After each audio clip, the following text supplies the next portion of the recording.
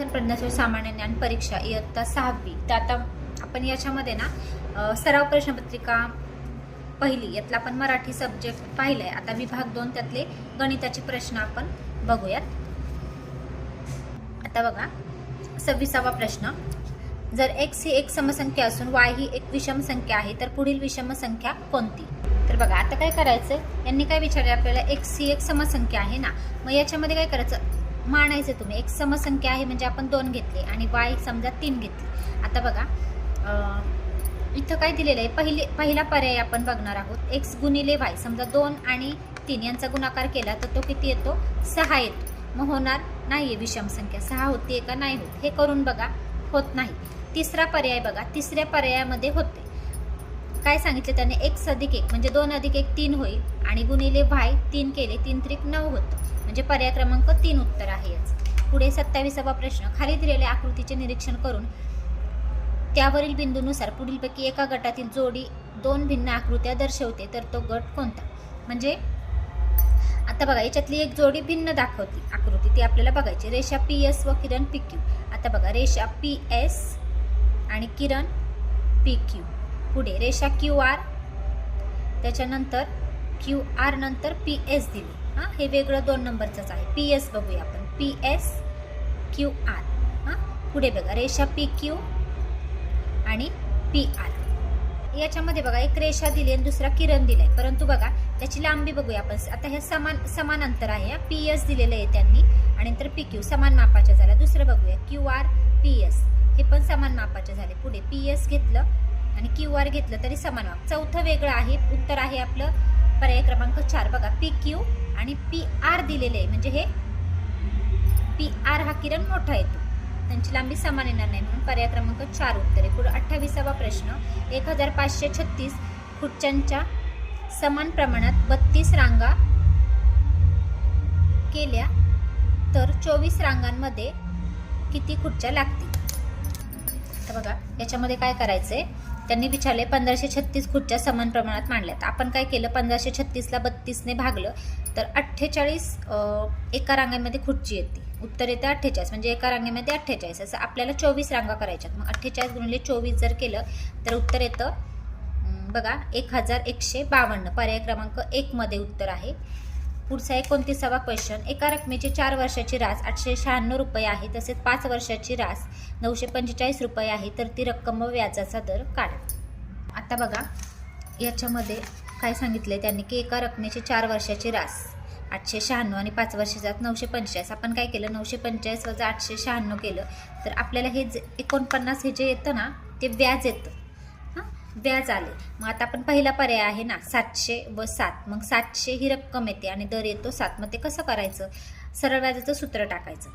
मुद्दल गुणिले आपण म्हणतो ना मुद्दल गुणिले दर गुणिले व्याज भागिले 100. मग हे व्याज आहे 49 आणि मुद्दल 700 टाकायची आणि दर जर 60 टाकला तर तुम्हाला 49 रुपये हे व्याजाचा दर तिथे निघतो, म्हणजे आपलं उत्तर येतं पर्याय क्रमांक 1. पुढे 30 काय दिले त्यांनी, 83 पुढे स्टार दिले आणि पुढे 39 दिले आणि एक संख्या दिली आहे म्हणजे 5 अंकी, आणि या संख्येला 11ने निश्चेष भाग जातो, तर स्टारच्या जागी कोणता अंक येईल? आता निश्चेष भाग जातो म्हणजे तिथं कसोटी आली 11ची. आता 11ची कसोटी काय आहे, तर बघा सम आणि विषम स्थानच्या अंकांची बेरीज करायची आणि त्या बेरजेचा फरक जर 11च्या पट्टीत आला किंवा 0 आला तर त्याला 11ने भाग जातो. आता बघा 8 3 आहे. आता बघा इथं मी आकडे लिहिते, हा स्टार दिलाय त्यांनी इथं आणि नंतर 3 आणि 9 दिलाय. आता बघा स्टारच्या जागेचा आपल्याला अंक इथे शोधायचा. मग आता पहिला अंक आपण 9 टाकून घेऊ. इथे 9 घेतला आपण. मग आता समविषम संख्या कशा ठरवायच्या बघा, पहिला 1 घ्यायचा, तो विषम घ्यायचा, 1 नंतर 3, 3 नंतर 5वा अंक आणि दुसरा आणि चौथा यांची बेरीज. मग आपण काय करायचंय, 8 अधिक हा स्टार आहे तो आणि 9 यांची बेरीज आणि दुसरीकडे 3 अधिक 3 यांची बेरीज. आता समजा 3 आणि 3 इथे 6 आली आणि 8 आणि 9 किती आले, 17 आणि हा अधिक स्टार. मग स्टारच्या जागी आपण एक एक आकडे याच्यामध्ये टाकून बघायचे, त्या 11च्या पट्टीत येतात आणि मग त्यांची ह्या दोन्हींची वजाबाकी करायची आपल्याला आणि मग ती 11च्या पट्टीत आली तर मग 11ने निश्चेष भाग जातो. टाकून बघू. आता इथं 9 घेतला आपण पहिला अंक, तर काय होतंय 17 आणि 6 26 आणि 17 आणि इथं 9 टाकायचं ना आपल्याला. आणि 6 बघा इथे 9 टाकले तर 26 होतात आणि 26 आणि 6 32 होतात. तर 32ला 11ने भाग जात नाही. 3 टाकला 17 आणि 3 किती होतात 20 होतात. 20 आणि 6 26 होतात. भाग आता एक मिनिट आता बघा 17 आणि इथं 9 टाकले आता 26 टाकले. 26 मधनं 6 गेले वजाबाकी करायची सॉरी आपल्याला या दोन्हींची. 26 मधनं 6 गेले तर 20 राहतात. 20ला भाग जात नाही. 3 टाकले 17 आणि 3 20 झाले. 20 मधनं 6 गेले किती राहतात 20 मधनं 6 गेले 14. 14ला पण भाग जात नाही. 0 बघू 17 आणि 6 17 मधनं तुम्ही 6 घालवत तर 11 येतील. 11ला 11ने भाग जातो म्हणजे पर्याय क्रमांक 3 उत्तर आहे. पुढे 31 सोबतच्या आकृतीचे निरीक्षण करून x ची किंमत काढा. आता बघा इथं दिलेलं आहे त्यांनी 2 समांतर रेषा दिलेल्या आहेत आणि त्यांना एक छेदिका दिलेली आहे. आता बघा इथे कोण दिलेत त्यांनी आणि काय विचारले x ची किंमत विचारली आपल्याला. हां तर रेषा P आणि रेषा Q समांतर आहे. आता बघा इथे दिलेला आहे 128चा कोन आणि इकडे x दिलेला आहे. आता यावरून आपल्याला x ची किंमत शोधायची. आता बघा 128 आणि हा इथं जो कोन येणार आहे तो रेषीय जोडीतील येणार आहे म्हणजे त्यांची बेरीज 180 येणार आहे. मग बघा 180 मधून तुम्ही 128 हे केले बघा कशा पद्धतीने सोडवलंय मी. 180 मधून 128 उरले 52. आता हा जो आहे ना हा 128 त्याच्या शेजारचा हे दोन्ही रेषीय जोडीतील येतात. हा 52 आहे आणि हे दोन्ही संगत कोन येणार आहेत. हा 52 म्हणजे x त्याचा संगत कोन आहे म्हणजे 52 पर्याय क्रमांक 3 उत्तर येईल. पुढे 32वा क्वेश्चन जर 11/3 गुणिले -3/22 तर त्यांनी काय विचारले भागिले वजा 0.125 तर x ची किंमत किती बरोबर x. आता हे सोडवायची पदावली आपल्याला आणि मग त्यानंतर आता काय करायचं अगोदर या दोन्हींचा गुणाकार करून घेऊ आपण आणि त्यानंतर हा भागाकार. आता काय करायचं हे दिसताना गणित खूप अवघड वाटते पण खूप इझी आहे. मी तुम्हाला सोप्या टेक्निकनी सांगते. आपल्याला पदावली दिली अगोदर काय करायचं आता हा भागाकार आहे ना 0.125 तर ह्या 0.125चं दशांश रूप आपण काढून टाकून त्याचा पण या पद्धतीने अपूर्णांक करून घ्यायचा. मग काय केलंय बघा आहे असं मी लिहिलंय 11/3 गुणिले -3/22 गुणिले मी इथं काय केलं हे जे आहे ना 0.125 त्याचं मी कशात अपूर्णांकात रूपांतर करून घेतलं. काय केलं 125 आणि खाली 3 घरावर दशांश आहे म्हणून खाली 1 वर 3 शून्य दिले म्हणजे 1000 आपण घेतलं. असं रूप करून घेतलं याचं. आणि मग हा भागाकार आहे ना इथे तर तो हा जो भागाकार आहे ना त्याचा गुणाकार करायचा असेल तुम्हाला तर काय करायचं जो छेद आहे तो अंशात जातो आणि अंश छेदामध्ये येतो. मग गुणिले 1000 भागिले 125 केलं आणि हा सगळा तुम्ही गुणाकार जर केला आता समजा बघा ह्या 11 आणि ह्या 22ला भाग जातोय 11 दुने 22 ह्या 3 ह्या 3ला जातोय 3 1 3 इथं वजा 1 येतं आणि वजा 1 आहे आणि हा इथं वजा आहे. मग हे वजाचे चिन्ह हे निघून जातात. इथे 2 राहतात. ह्या 2नी 1000ला भाग घालवला तर इथे 500 येतं आणि मग पुढे तुम्ही 125 आणि 500ला तुम्ही 25ने भाग घालू शकता आणि हा भागाकार तुम्ही जर केला तर उत्तर तुमचं 4 येतं म्हणजे पर्याय क्रमांक 1 उत्तर आहे. पुढे 33 ताशी 72 किलोमीटर वेगाने जाणारे एक आगगाडी 600 मीटर लांबीची आहे. ती आगगाडी किती वेळात एका खांबास ओलांडून जाईल. अशा पद्धतीने मांडायचे. वेगाचं सूत्र अंतर भागिले वेळ. आता वेळ आपल्याला 72 किलोमीटर दिले किलोमीटरमध्ये आणि हे जे आहे ना अंतर मीटरमध्ये दिले. मग काय करायला लागतं किलोमीटरमध्ये जेव्हा वेग देतात तेव्हा त्याला 5/18ने गुणून त्याचं मीटरमध्ये काढायला लागतं. डायरेक्ट मी 72ला 5/18ने गुणले आणि इकडे सूत्र मांडून घेतलेले आणि हे जर गणित तुम्ही सोडवलं आता बघा हा वेळ इथं भागाकारात आहे टी तो इकडे गुणाकारात येणार आणि इकडे 600 राहते. आधी हे गणित सोडून घ्यायचं आणि मग ते इकडे बघा आता 18 × 18 18 चौक 72 5 चौक किती येईल 20 येईल. इथं 20 गुणिले इथं वेळ येईल आणि इकडं 600 मग 20 इकडे भागाकारात जातील. 600ला तुम्ही 20ने जर भागलं 20 × 20 20 × 60 तर 30 आपलं उत्तर येणार आहे 30 सेकंद म्हणजे पर्याय क्रमांक 2. आता पुढे 34 बघा जर x - 9 गुणिले x + 9 या गुणाकाराने एक मूळ संख्या मिळत असेल तर x ची किंमत काढा. आता काय करायचंय x - 9 आणि x + 9 यांचा गुणाकार करायचा आणि मूळ संख्या मिळत असेल तर त्यांनी x ची किंमत काढायला सांगितली. आता काय करायचं या ठिकाणी ह्या ज्या किमती दिल्यात ना एक एक किंमत याच्यामध्ये x च्या जागी टाकायची आणि ते टाकून बघायची कोणती संख्या मिळते आणि ती मूळ संख्या आली पाहिजे. त्यावेळेस तुम्हाला याचा आन्सर मिळेल. एक एक पर्याय याच्यात तुम्हाला x च्या जागी टाकून हा गुणाकार करायचा आहे. तर बघा पर्याय क्रमांक एकच उत्तर आहे. 10 तुम्ही इथं टाकले, समजा 10 वजा 9 1 येतं आणि 10 अधिक 9 19 येतं. 1 आणि 19 यांचा गुणाकार 19 होतो. 19 ही मूळ संख्या आहे. 35 बघा, जर 40.96 गुणिले 0.0 काय दिलेलं आहे 3125 बरोबर 1.28, तर हीच संख्या आहे, फक्त दशांश चिन्ह त्यांनी इथं बदललेली आहे. तर किती? आता बघा हे पण खूप दशांश अपूर्णांकाचा आहे, गुणाकार दिलेला आहे, खूप सोप्पा आहे. तुम्हाला काय सांगितलं, जेव्हा आपण दशांश अपूर्णांकाचा गुणाकार करतो तेव्हा जितक्या घरांवर दशांश चिन्ह असतात तितकं उत्तरामध्ये दशांश चिन्ह येतात. आता बघा इथं 40.96 2 घरांवरती आहे आणि इथं बघा 1 2 3 4 5 म्हणजे एकूण किती झाले 7 घरांवरती. मग आता 7 घरांवरती इथं दशांश होतात. समजा त्यांनी 1.28 लिहिले, पण पुढे 5 घरांवरती आपल्याला 7 घरांवरती द्यायचं ना, म्हणजे 5 शून्य असणार आहेत, 1.28 आणि पुढे 5 शून्य.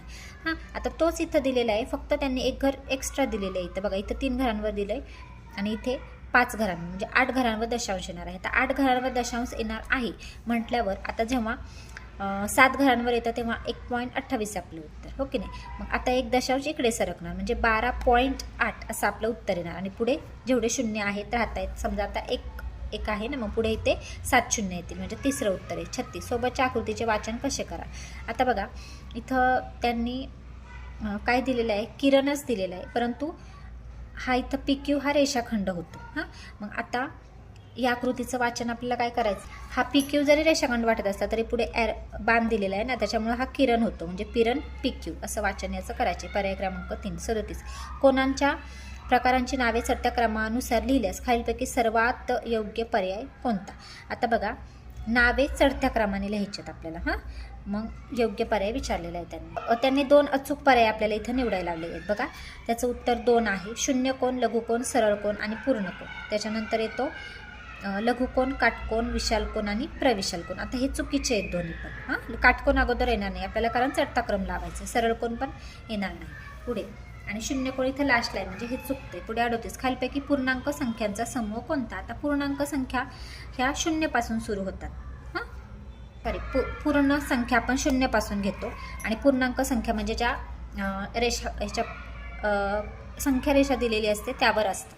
बघा शून्यमध्ये असतो, उजवीकडे प्लसच्या संख्या असतात आणि डावीकडे मायनसच्या म्हणजे वजाच्या चिन्ह असलेल्या संख्या असतात. यांची डावीकडे किंमत कमी होत जाते, इकडे वाढत जाते. संख्या रेषा पूर्णांक संख्या म्हणजे पर्याय क्रमांक 3 आहे उत्तर 38. ठीक आहे, आता 39वा प्रश्न बघू आपण. 2 पूर्ण संख्यांचा मसावी 29 असून लसावी 580 आहे, तर त्यापैकी पहिली संख्या 116 असल्यास दुसरी संख्या कोणती. आता काय करायचं, 2 संख्यांचा गुणाकार बरोबर लसावी गुणिले मसावी हे सूत्र वापरून हे गणित सोडवायचं. हे बघा या ठिकाणी काय करायचं, 2 संख्यांचा गुणाकार गुणिले 2 संख्याचा गुणाकार करायचा आहे बरोबर लसावी गुणिले मसावी. हां, मग आता बघा पहिली संख्या गुणिले दुसरी संख्या बरोबर लसावी गुणिले मसावी. पहिली संख्या त्यांनी 116 दिली, दुसरी संख्या आपल्याला त्यांनी विचारली 29 मसावी गुणिले लसावी केलं आपण. आता 116 इकडे जर भागाकारामध्ये आणले तर आपल्याला दुसरी संख्या मिळून जाईल. बघा 29 चौक येतं 116. हां, आणि 4ने 588ला भाग घालायचा. 4 चौक 16, 18 उरले 2 28, 4 7 28 म्हणजे 147 दुसरी संख्या येईल आपली. पर्याय क्रमांक आहे का याच्यामध्ये. बघा इथे चुकून माझ्याकडे 8 झालं तर हे 580, 4ने याला भाग घालवलं तर 145 येतं. पर्याय क्रमांक 2 उत्तरे. पुढे 40. शोभा व अपूर्वा यांच्या वयांची बेरीज 52 वर्ष आहे. शोभाचे वय अपूर्वाच्या वयाच्या दुपटीपेक्षा 10 वर्षांनी जास्त आहे, तर शोभाचे वय किती. आता बघा शोभा आणि अपूर्वा यांच्या वयांची बेरीज आपल्याला 152 वर्ष दिली. हां, आता शोभाचे वय अपूर्वाच्या वयाच्या दुपटीपेक्षा 10 वर्षांनी जास्त आहे. आता बघा आता इथं काय करायचं आपल्याला, अपूर्वा आहे ना, अपूर्वा तिचं वय आपण x मानायचं. हां, आणि मग त्याच्यावरून आपल्याला शोभाचं वय काढता येतं. आता बघा शोभाचं वय काय आहे, अपूर्वाच्या वयाच्या दुपटीपेक्षा म्हणजे दुपटीपेक्षा म्हणजे गुणिले 2 केलं आपण आणि 10 वर्षांनी जास्त आहे आणि अधिक 10 केलं म्हणजे हे शोभाचं वय मिळतं. आता या दोन्हींची आपल्याला बेरीज करायची. अपूर्वाचे वय x अधिक, आता हे 2x होतील, 2x अधिक 10 आणि यांची बेरीज आपल्याला किती दिलेली आहे, दोघींच्या वयांची बेरीज इथे दिलेली आहे बघा 52. ते 52 इथे आपण बरोबर इकडे टाकले आणि मग हे जर सोडवलं तुम्ही, आता x आणि x किती होतात 3, 1x हा ना अधिक 2 म्हणजे 3x होतात. 3x बरोबर अधिक 10 हे 10 आहे तसे आणि बरोबर 52. हे 10 जर इकडं केले 52मधून 10 घालवले तर 42 होतात. म्हणजे 3x बरोबर 42 आणि xची किंमत काय निघेल 3ने याला भाग घालवायचा. किती होतं 14. मग याचं xची किंमत येईल आपली 14 येईल. म्हणजे अपूर्वाचं वय आपलं आलं 14 वर्ष. आणि आता काय विचारले त्यांनी तर शोभाचे वय किती. 14 दुने 28 आणि 28 अधिक 10 केलं तर 38 वर्ष. मग आपलं पर्याय आहे का आहे. पर्याय क्रमांक 4 मध्ये. पुढे 41. एका त्रिकोणाच्या कोणांचे मापे 3x 4x 2x दिलीत आणि त्या त्रिकोणाच्या कोणांच्या मापांचा गट किती. आता बघा 3x 4x आणि 2x. आता तुम्हाला माहिती आहे त्रिकोणाच्या तिन्ही कोणाच्या मापांची बेरीज 180 असते. म्हणजे बघा हे आहे समजा 2x त्याच्यानंतर दुप्पट 4x आणि 3x. तर बघा अशी मापे आपल्याला शोधायची आहेत की मधली संख्या ती शेवटच्या संख्येची दुप्पट हवी. मधलीच संख्या नको पण दुप्पट हवी एक संख्या. आता 40 आहे बघा 40ची दुप्पट 80 आहे आणि 60 आहे. इथे आहे का दुप्पट नाही होत कशाची कशात. याच्यात होते का दुप्पट नाही होत. याच्यामध्ये होते का नाही होत. म्हणजे पर्याय क्रमांक 1 उत्तरे 42. खालीलपैकी सर्वात लहान अपूर्णांक कोणता. आता बघा हे आहे ना अपूर्णांक दिले त्यांचं तुम्हाला दशांश अपूर्णांकात रूपांतर करावे लागेल आणि मग तुम्हाला तो लहान अपूर्णांक मिळणार आहे. तर आता इथं बघा हा अपूर्णांक आहे ना 4/7. इथं 4 आणि 8ला भाग जाईल. 4 एकेच्या 4 1/2 येते. म्हणजे सगळ्यात लहान हाच येणार आहे. पर्याय क्रमांक 4 43. क्रिकेटच्या एका सामन्यात 11 फलंदाजांच्या धावांची सरासरी 34 धावा आहे. त्यापैकी पहिल्या 6 जणांच्या धावांची सरासरी 39 धावा आहे. तर उरलेल्या खेळाडूंच्या धावांची सरासरी किती. आता त्यांनी काय सांगितले त्यांनी की क्रिकेटच्या एका सामन्यात सरासरीचं गणित आहे हे. 11 फलंदाजांच्या धावांची सरासरी 34 दिली. म्हणजे 11 गुणिले 34 केलं. पहिल्या 6 जणांच्या धावांची सरासरी 39 6 जणांच्या आणि उरलेल्या खेळांची सरासरी किती. हे पण खूप सोपं आहे गणित. टेक्निकने फक्त तुम्ही सोडवलं तुम्हाला बरोबर आहे. आता एकूण सरासरी आपण अगोदर काढून घेऊ. 11 गुणिले 34 करायचं इथे. त्याच्यानंतर पुढची पायरी काय करायची. पहिल्या 6 जणांच्या धावांची सरासरी 39 म्हणजे 6 गुणिले आपण 39 करायचे. हे सोडून घेऊ. खूप सोपं आहे. काय करायचं 11 गुणिले 34 केलं आपण 374 आलं. त्याच्यानंतर बघा 6 गुणिले 39 केलं कारण 6 जणांची दिली आहे ना मग ती आली आपली 234. मग आपण वजाबाकी केली 374 मधून 234 वजा केली 140 आली. किती जणांची पहिले 6 जणांची दिली. आपल्याला टोटल 11 जण आहेत. 6 आणि 5 मग 5 जणांची 140 येते. मग 140 भागिले आपण 5 केलं तर सरासरी निघते. तर 5 खेळाडूंची जी सरासरी आहे ती 28 आली. बघा पर्याय क्रमांक 1 मध्ये उत्तर आहे 44. 3/7 मध्ये 3/7 किती वेळा मिळवावे म्हणजे उत्तर 3 येईल. आता बघा 3/7 मध्ये त्यांनी विचारले किती वेळा 3/7 मिळवावे म्हणजे उत्तर 3 येईल. म्हणजे काय पाहिजे बघा 7 आणि इथं वरती भाग गेला पाहिजे. आता 7 त्रिक किती होतात 21 हो की नाही. म्हणजे वरती आहे आणि 3 7 21 म्हणजे वरती 21 उत्तर आलं तर आपलं उत्तर जे येणार आहे ते 3 येणार आहे हो की नाही. म्हणजे 21/7 असं आलं पाहिजे. मग आता इथं 3/7 आहे. मग किती वेळा मिळवायचे याच्यात 3 ऑलरेडी दिलेत. म्हणजे 18 लागतील. 18 वेळा. आता ह्याच्यामध्ये 3 मध्ये 18 मिळवले तर 21 येतं. पण आता 3/7 मध्ये बघा आता म्हणजे 21. आता बघा ऑलरेडी 3/7 दिलेत ना. मग 6 वेळा अजून घेतले तर किती होईल 6 आणि 3.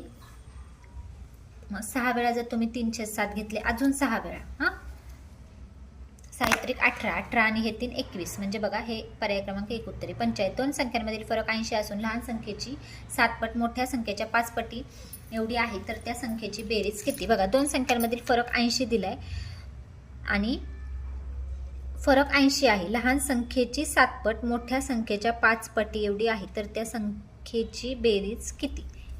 अगोदर संख्या काढून घ्यायच्यात आपल्याला. आता बघा याच्यामध्ये काय केले आपण त्यांनी आपल्याला काय विचारले.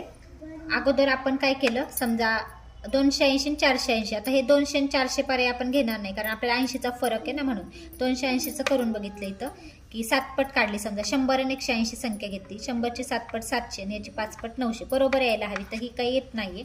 त्यानंतर आपण 480चं केलं. तर बघा 480चं कसं केलं तर 200 ही एक संख्या आणि दुसरी 280. मग 200ची 7 पट 1400 आणि 280ची 5 पट 1400 ही बरोबर येते. आपल्याला ह्या पट्टी दोन्ही बरोबर आहेत. याची 7 पट आणि याची 5 पट इक्वल सांगितली आहे त्यांनी. मग त्यांची आपण बेरीज केली तर ते 480 येते. म्हणजे आपलं पर्याय क्रमांक 4 उत्तर आहे. पुढे 46वा प्रश्न. रुपये 125च्या साडीच्या किमतीवर शेकडा 10% सूट देऊनही दुकानदारास 25% नफा मिळतो तर दुकानदाराची त्या साडीची खरेदी किंमत किती. म्हणजे बघा 125ची साडी आणि त्याच्यावर 10% सूट आता इथे बघा त्यांनी काय सांगितलं आपल्याला 125च्या साडीच्या किमतीवर शेकडा 10% सूट देऊन. अगोदर आपण 100ने काढून घेतलं. समजा साडीची खरेदी किंमत आपले 100 आहे हां, त्याचे 25% काढले 125 झाले. आपला 25% हा नफा झाला. पुन्हा त्याला 10% सूट द्यायची म्हणजे 125ची साडी आपण समजा छापील किंमत 135 टाकली हां. म्हणजे बघा ओरिजिनल आपली 100 आहे, त्याच्यामध्ये आपण हे 135 पर्यंत म्हणजे 35 रुपये आपण त्याच्यावर वाढवली. तशी 125 त्यांनी आपल्याला ऑलरेडी ही किंमत दिली आणि त्याच्यावरती 10% सूट देऊन 25% नफा. मग आता ही जर आहे पर्याय क्रमांक 90 जर आपण घेतली, 90मध्ये जर तुम्ही 35 प्लस केले तर 125 आपली ही छापील किंमत येते. म्हणजे उत्तर येतं आपलं पर्याय क्रमांक 2. पुढे 47 107 अंश मापाच्या पूरक कोणाच्या कोटिकोणाचे माप किती. आता बघा 107 मापाचा पूरक कोणाच्या मापांची बेरीज किती असते 180 हां. मग 180 वजा 107 केलं तर तुम्हाला पूरक कोण मिळून जाईल. 107 मापाचा पूरक कोण. आता 180 मधून 107 वजा केलेत आपण तर 73 अंश आले आपलं उत्तर. मग 107 आणि 73 आले हे पूरक कोण. आता काय विचारले म्हणजे ह्या 73च्या कोटिकोणाचे माप किती. कोटिकोण म्हणजे काय 90. त्यांच्या मापांची बेरीज किती असते 90 अंश असते. आता बघा 90 मधून जर 73 वजा केले तुम्ही तर किती उत्तर येईल 17. म्हणजे पर्याय क्रमांक 3 उत्तर आहे. 73 आणि 17 किती होतात 90. कोटिकोण असतात 90 मापांचे. पुढे 48 सोबतचे 2 त्रिकोण कोणत्या कसोटीने एकरूप होतील. आता बघा काय दिलेलं आहे बघा याच्यामध्ये बघा बाजू दिलेल्या आहेत. ह्या 2 बाजू एकरूप आहेत आणि या 2 बाजू एकरूप आहेत हां. तर कसोटी विचारली आहे त्यांनी. कसोटी कशी असते जेव्हा सगळ्या बाजू तेव्हा बाबा असते. बाकोबा म्हणजे बाजू कोण बाजू. कोबाको म्हणजे कोण बाजू कोण. आता इथं त्यांनी 2 त्रिकोण एकत्र करून त्यांनी हा कोण केलेला आहे आणि त्यांनी बाजू एकरूप दिली. आता ही एक बाजू झाली हां, म्हणजे बाजू झाली.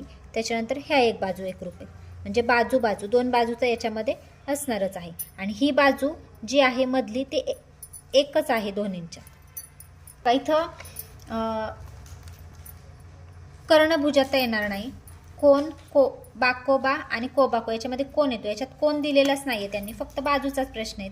ह्या 2 बाजू मधली बाजू समरूप एकच आहे म्हणजे बाबा कसोटी होते आपली. बाजू पर्याय क्रमांक 1. 49 बघा त्यांनी काय केलंय दशांश अपूर्णांक दिलाय आणि या संख्येतील दोन्ही अंकाच्या स्थानिक किमतीतील फरक किती. आता बघा पहिला 2 अंक आहे त्याचं स्थानिक किंमत 2च येणार आणि इकडचा पहिला जो आहे ना पहिला 2 त्याची स्थानिक किंमतील 0.002 हां आणि हा आहे याची येईल स्थानिक किंमत 20 आणि त्याची त्यांनी काय विचारले फरक विचारला आहे म्हणजे 20 वजा तुम्हाला काय करावे लागेल 0.002. हे बघा आपण काय केले 20 पॉईंट घेतले पुढे 20 आहे ना एकाचा आणि 0.002 याची वजाबाकी केली तर 19.998 उत्तर येते. पर्याय क्रमांक 1 मध्ये आहे. पुढे 50 12.5 हेक्टोमीटर आणि 375 मीटर यांचे गुणोत्तर किती. आता हेक्टोमीटर आणि मीटर यांचं गुणोत्तर विचारले त्यांनी. आता बघा आपलं उत्तर आहे 12.5 हेक्टोमीटर. हेक्टोमीटरचं आपण इथे मीटर करून घेतलं 1250 आणि भागिले 375 केलं तर 10/3 येतं उत्तर. म्हणजे बघा आपला आहे पर्याय क्रमांक 2 उत्तर. पुढे 51वा प्रश्न काय दिले 26चा 60% म्हणजे xचा 13% ते xची किंमत किती. अगोदर काय करायचं 26चे 60% काढतं बघा हे पण खूप सोपं आहे. 26चे 60% आपण काढून घेतले तर 182 येतं. आता पुढे काय सांगितलं 182 हे काय ते xचे 13% म्हणजे आपण काय केलं 182 बरोबर x आहेत. x गुणिले 13/100 केलं. मग xची किंमत आपल्याला काढायची. काय करायला लागेल मग 182 गुणिले 100 आणि भागिले 13 केलं तर 1400 उत्तर येतं. म्हणजे xची किंमत आपली 1400 येते पर्याय क्रमांक 4 मध्ये. पुढे बघा 52चं त्यांनी काय दिले बहुपदी दिलेली आहे आणि आपल्याला विचारलेले हां xचा चौथा अधिक 3x चौथा अधिक xचा तिसरा 2x तिसरा अधिक xचा वर्ग अधिक 5x वर्ग वजा 5 याची किंमत विचारलेली आहे. आता हे पूर्ण सॉल्व करावं लागेल. 52चं उत्तर हे आहे पर्याय क्रमांक 1. पुढे 53 18, 9, 6 यांच्या वर्गांच्या बेरजेचे वर्गमूळ किती. आता एक काय करायचं यांचे वर्ग काढून घ्यायचे आणि 18चा वर्ग 9चा आणि 6चा त्यांची बेरीज करायची आणि त्याचं वर्गमूळ काढायचं. आता आता बघा 18चा 324, त्याच्यानंतर 9चा 81, 6चा 36 केला, 441 होते आणि 441चं वर्गमूळ आपलं 21 येतं. म्हणजे बघा उत्तर आहे याचं पर्याय क्रमांक 4. पुढे 54, एका पुलाच्या कामासाठी एका ठेकेदारास 12 महिने लागतात तर दुसऱ्या ठेकेदारास 8 महिने लागतात. हेच काम दोन्ही ठेकेदाराने एकदम सुरू केले तर किती काळात ते संपेल? बघा एका ठेकेदाराला 12 महिने आणि दुसऱ्या ठेकेदाराला 8 महिने लागतात आणि एकदम सुरू केले. आता काय करायचं आहे? 1/12 अधिक 1/8 करायचे आणि एकत्र सुरू केले तर ते काढायचे. बघा याच्यामध्ये काय सांगितले? 12 महिने आणि 8 महिने लागतात ना, दोघं महिने एकत्र. मग आता इथं मसावी लसावी काढायचं आपल्याला. फक्त काय करायचं? 12 आणि 8चा आपला मसावी 4 येतो, लसावी 24 येतो. 4 महिने 24 दिवस म्हणजे 54चं 3 उत्तरे. 55 बघा, एक जीप विकून देताना दलालाने दोघांकडून प्रत्येकी 60% दलाली घेतली. हा व्यवहार रुपये 1,25,000 ठरला तर दलाला एकंदर रक्कम किती मिळेल? आता बघा, एक जीप विकून देताना दलालाने दोघांकडून प्रत्येकी 60% दलाली घेतली. हा व्यवहार 1,25,000 ठरला तर दलालाला एकंदर रक्कम किती मिळेल? म्हणजे 1,25,000 व्यवहार ठरलाय आणि त्यावर 60% म्हणजे 1,25,000चे 60% काढायचे तर किती रक्कम त्याला मिळेल? तर बघा 1,25,000 हां, याचे आपण जर 60% काढले तर उत्तर येतं आपलं 8,750. तर पर्याय क्रमांक 4 आन्सर आहे याचं. काही गणितांना वेळ लागतोय पण काही गणितं सोपी आहेत. ओके, पुढे 56, एका व्यक्तीजवळ काही कोंबड्या व काही शेळ्या आहेत. या सर्व प्राण्यांच्या डोळ्यांची संख्या 28 असून पायांची संख्या 36 आहे. तर व्यक्तीजवळ किती शेळ्या आहेत? आता बघा काय सांगितले? डोळ्यांची संख्या 28 आहे. हां, म्हणजे बघा प्रत्येकाला 2 डोळे येणार, कोंबड्यांना 2 येणार आणि शेळ्यांना पण 2 येणार. ओके नाही, मग डोळ्यांची संख्या किती सांगितली? 28. म्हणजे बघा 14 दुने 28 येतं. तर पायांची संख्या 36 आहे. आता बघा पायांची संख्या 36 सांगितली. आता कोंबड्यांचं तुम्ही जर बघाल तर 2 पाय आणि शेळ्यांचं बघाल तर 4 पाय येतील. हां, म्हणजे 6 पाय होतील. तर त्या व्यक्तीजवळ किती शेळ्या आहेत? आता याच्यामध्ये काय करायचं? एक एक पर्याय टाकून बघायचं. हां, 4 बघा. आता पर्याय क्रमांक 1 टाकून बघितला आपण. 4 घेतलं समजा शेळ्या. हां, तर शेळ्यांचे बघा डोळे किती होतील? 4 शेळ्यांचे 4 दुने 8 होतील. ओके नाही, आणि पाय किती होतील? 4 चौक 16, 16 धरले. आता आपल्याला यावरून हे गणित जुळवायचं. कसं? तर मग आता 4 शेळ्या घेतल्या ना आपण, मग आता हे 8 वजा केले आपण डोळ्यांच्या संख्येतून तर 20 डोळे राहतात. 20 डोळे म्हणजे कोंबड्या किती झाल्या? 10 झाल्या. हां, त्यांचे डोळे झाले 20. ओके नाही, 20 आणि 8 28 होतात. पाय बघितले कोंबड्यांचे तर किती होतील? 10 दुने 20च होतील. हां, 20 आणि इथे हे 16 आहेत पाय. ओके नाही, मग ते वजा केले आपण 36मधून. 20 आणि हे 16 36 होत आहेत. म्हणजे पर्याय क्रमांक 1 आन्सर आहे. पुढे 57, टेबल व कपाट्यांच्या किमतीचे गुणोत्तर 2:7 आहे तर दोन्ही वस्तूंची एकत्रित किंमत 1125 आहे. तर टेबलांची किंमत किती? म्हणजे काय करायचं? 2x अधिक 7x करायचं आणि यांची किंमत किती आहे? 1125. अद्या पद्धतीने सोडवायचं. त्या 7 आणि 2 किती होतात? 9x होतात. बरोबर 1125. मग एक्सची किंमत तुम्ही काढून घ्यायची अगोदर, म्हणजे तुम्हाला त्याची किंमत कळेल. 9ने भागायचं. ओके, हे बघा, तर इथं असं सोडवलं तर तुम्हाला एक्सची किंमत मिळते 125. आणि आता आपल्याला टेबलची किंमत, टेबलची 2x आहे ना, 125ची तुम्ही दुप्पट केली तर 250 मिळून जाईल. पर्याय क्रमांक 1. पुढे 58 बघा, त्यांनी काय केलेलं आहे? पॉईंटमध्ये दशांश अपूर्णांक यांचा गुणाकार बेरीज वजाबाकी पदावली दिलेली आहे थोडक्यात, आणि हे आपल्याला आता सोडवायचं आहे. व्हिडिओ खूप मोठा होतोय. आता मी काय करणार आहे? डायरेक्ट याचे आन्सर सांगणार आहे तुम्हाला. तर बघा 58चं तुम्ही जर ही पदावली सोडवली व्यवस्थित तर त्याचं उत्तर येतं 0.6. पर्याय क्रमांक 2. 59, 60चं सांगते मी आता. इथं त्यांनी आपल्याला आलेख दिलेला आहे आणि त्यावर आधारित प्रश्न आहेत. आता सरासरीवर आधारित आहे. बघा 5 झालेल्या विद्यार्थ्यांची सरासरी. विद्यार्थी इकडं तुकडी दिलेली आहे आणि इथं बघा हे जे दाखवलं ना, हे 5 झालेले विद्यार्थी आहेत. हां, ते एकूण सरासरी यांची तुम्हाला काढायची. एकूण किती? आणि इकडं हे विद्यार्थी आहेत. हां, आता समजा हे 5 झालेले आहेत ना, हे दाखवतं हे 50. हां, त्याच्यानंतर हे दाखवते 40. 50 अधिक 40, नंतर इथं हे 30 आहे आणि अधिक 20 आहे. यांची टोटल करायची आणि हे सगळे विद्यार्थी त्याने भागायचे. तर तुमचं उत्तर येईल बघा, यांची सरासरी येते 35. हां, त्याच्यानंतर पुढे डी तुकडीपेक्षा ए तुकडीतील यातील कोणतं येणार नाही तुम्हाला गणित ते तुम्ही मला कमेंट बॉक्समध्ये विचारा, मी नक्की तुम्हाला एक्सप्लेन करण्याचा प्रयत्न करेल. तर बघा 59चं आपलं जे आहे ना ते उत्तर आहे 35 येतं. म्हणजे एकूण जे विद्यार्थी आहेत टोटल ते 5 झालेले आणि भागिले एकूण संख्या करायचं, तुमचं उत्तर 35 येईल. डी तुकडीपेक्षा ए तुकडीतील किती विद्यार्थी जास्त पास झाले. आता डी तुकडीपेक्षा ए तुकडीतील तर बघा डी तुकडीमध्ये किती पास झालेत, तुम्ही इथं जर हे केलं तर 20 आणि ए तुकडीमध्ये किती पास झालेत, ए तुकडीमध्ये 50, म्हणजे हे 20च आणि हे 50 झालेत. म्हणजे ए तुकडीतील किती विद्यार्थी जास्त पास झाले, तर 30, म्हणजे पर्याय क्रमांक 2 आहे याचं उत्तर. खूप सोपं असतात आलेखाचे प्रश्न. पुढे 61 10 मीटर लांब 3 मीटर उंच 5 मीटर रुंद असलेला हौद 5 लिटरच्या टँकरने भरावायचं झाल्यास हौदात किती टँकर पाणी ओतावे लागेल.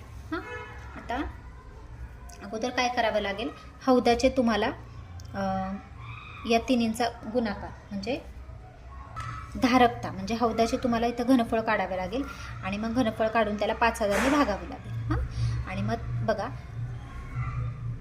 तर बघा 5 लिटरच्या टँकरने म्हणजे 30 तुम्हाला टँकर त्याच्यात ओतावे लागतील, तेव्हा तुमचा तो हौद भरणार आहे 5000 लिटरचे. पर्याय क्रमांक 4 उत्तर येतं.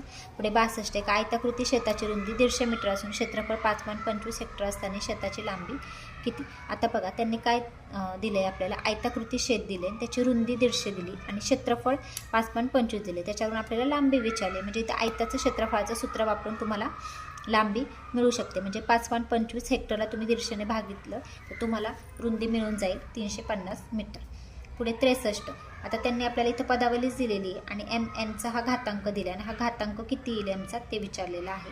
तर बघा याचं आन्सर येतं एमचा घातांक एन म्हणजे काय, तर बरोबर एनची किंमत येते 0, म्हणजे एमचा 0 म्हणजे 1 उत्तर येतं याचं, म्हणून एनची किंमत इथं 0 पाहिजे, म्हणजे पर्याय क्रमांक 1. पुढे 64 आता इथं संख्या रेषा दिली आणि काय विचारले, वरील संख्या रेषेवर पी हा बिंदू कोणता अपूर्णांक दर्शवतो. आता पी हा बिंदू इथं दिलेला आहे आणि बघा आता दिसतंय का तुम्हाला हे प्रमाण, इथं 1 इकडं 0 1 आणि 2. आता मध्ये किती लाईन आहेत बघा 1 2 3 4. मग आता 1 आणि 0च्या मध्ये ह्या 1 2 3 4 लाईनी आहेत आणि एकूण होतात 6, म्हणजे पी हा बिंदू आपल्याला दाखवतोय 4.6 म्हणजे 4/6. पुढे 65 481.0.5 या संख्येतील 5ची स्थानिक किंमत किती. 2 अचूक पर्याय निवडायला, सॉरी इथं पण 2 अचूक पर्याय आहेत, तर याचं 2/3 एक होईल आणि 4/6 एक होईल, कारण 4/6ची किंमत 2/3 येते ना. हे 2 पर्याय होतील. 65चे त्यांनी काय विचारले, 5ची स्थानिक किंमत किती. आता 5ची काय येईल 0.005 येईल, ओके नाही, स्थानिक किंमत 0.005 म्हणजे 5/100. 5/100 एक येतं आणि हे म्हणजे 2 आणि 3. पुढे 66 काय विचारले त्यांनी, संख्या दिली आणि या संख्येला खालपैकी कोणत्या गटातील सर्व संख्यांनी निश्चित भाग जातो. आता बघा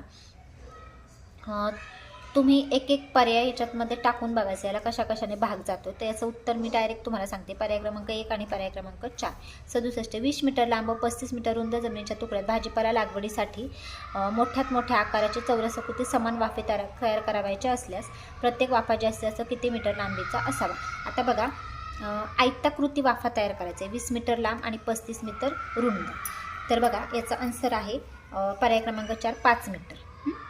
पुढे 68 19 अधिक 6 बरोबर हे समीकरण तयार होण्यासाठी चौकटीतील योग्य पर्याय खालीलपैकी कोणता. आता यांची बेरीज किती येते, 19 आणि 6ची 25 येते, मग खाली त्यांची किंमत आहे 25 आली पाहिजे. बघा 50 2ने किती आन्सर सोप्पा आहे हे. पर्याय क्रमांक 3 69 शुभमचे वय 7 वर्ष आहे, शुभमच्या वडिलांचे वय 42 वर्ष आहे. बघा त्याच्या म्हणजे 6 पट आहे वडिलांचं वय, त्याच्या आईचे वय वडिलांच्या वयापेक्षा 7 वर्षांनी कमी आहे, म्हणजे 42मधनं 7 गेले 35 येईल आईचं वय.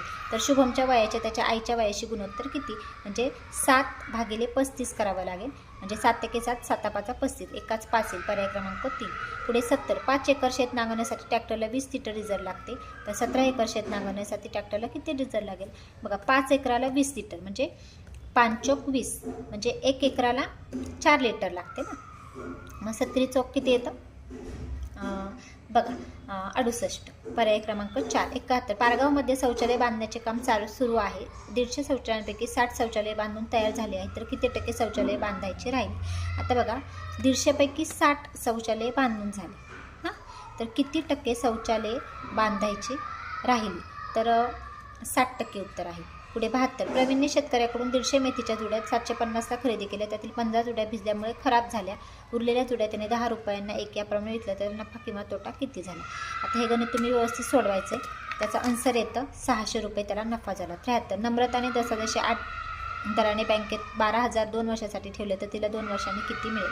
बघा, आता इथं सरळ व्याजाचं सूत्र टाकून हे गणित सोडवायचं आहे आणि तुम्हाला 2 वर्षांचं व्याज मिळून रक्कम मिळणार आहे 13,920. 74. पुढे सोबतच्या चौकातील सम्मुख बाजूंच्या जोड्या खालीलपैकी कोणत्या? सम्मुख म्हणजे समोरासमोरच्या. हां, 2 अचूक पर्याय निवडायचे आहेत आपल्याला. बघा, बाजू MN PO किती सोप्पा आहे आणि बाजू MP NO 1 आणि 3.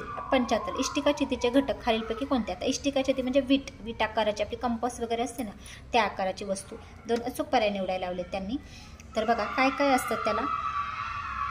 तर 8 शिरोबिंदू असतात हां, आणि 6 पृष्ठे असतात. पृष्ठे 6 आणि 8 शिरोबिंदू. 1 आणि 4 उत्तर येईल 75. अशा प्रकारे आपण हे इयत्ता 6वीचे सराव प्रश्नपत्रिका गणिताचे क्वेश्चन पाहिलेले आहेत. तरी कोणताही क्वेश्चन तुम्हाला आला नाही तर नक्की कमेंटमध्ये विचारा, मी आन्सर देण्याचा प्रयत्न करेन. धन्यवाद.